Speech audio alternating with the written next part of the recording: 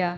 అయితే బేసికల్లీ నామకరణం అనేది ఒక్కసారి జరుగుతుంది. బట్ అఖిల్ గారికి ఫ్యాన్స్ అందరూ నాకు అఖిల్ అని చెప్పి నామకరణం చేయాలి అన్నట్లుగా ఫ్యాన్స్ నుంచి వస్తుంది. దానికి ఏమన్నా చేంజెస్ చేస్తున్నారా?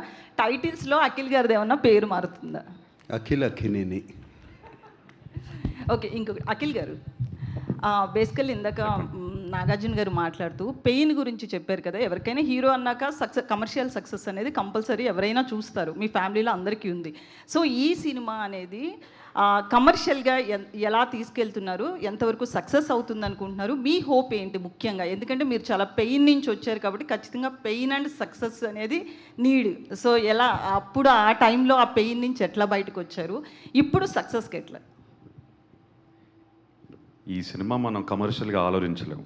We have to make it how it is suppose to be made.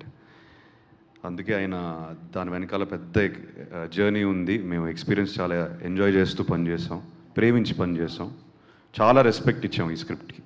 Demand చేసిందా అలా రాసుకుని వచ్చారు ఆయన.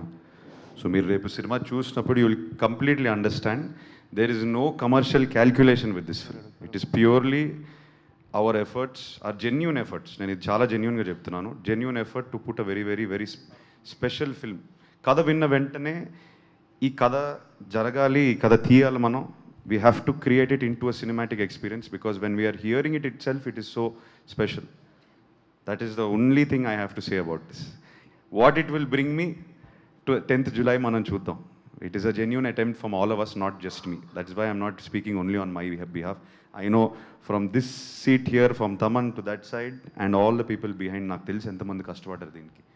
ఈయన అఖిల్ సాయిల్ పట్టేసుకున్నాడు, నా వెనకాల ట్రక్కులు లారీలు సాయిల్ పట్టేసుకున్నారు అందరూ. సో నాతో చాలామంది పనిచేశారు.